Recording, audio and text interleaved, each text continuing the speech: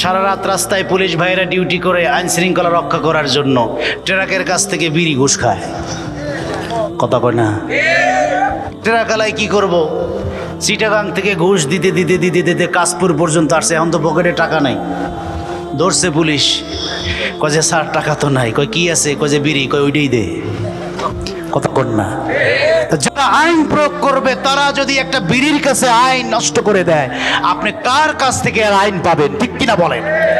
এখন আর পুলিশকে মানুষ চার আনার দাম দেয় না, ঠিক কিনা?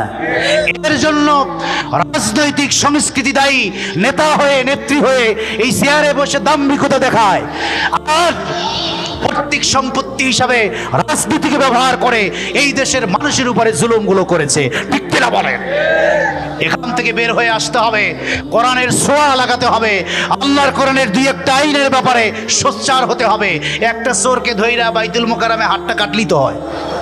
কথা কয় না তো? একটা চোরকে ধইরা বাইতুল মোকাররমের খতিবকে যদি বলা হয় যে আপনি এটার হাত কাটেন, সব টিভিগুলো যদি লাইভ দেখায়, চুরি থাকবে। কিন্তু সমস্যা হলো আগে হাত কাটা পড়বে প্রধানমন্ত্রীর, ঠিক না? কারণ ব্যাংক থেকে যদি 10 কোটি চুরি হয়, এর প্রথম দায় তার। এস আলমকে এত হাজার কোটি টাকা লোন দেওয়ার সাহস কার আছে যদি দেশের প্রধান ব্যক্তি না জানে? ঠিক কিনা বলেন?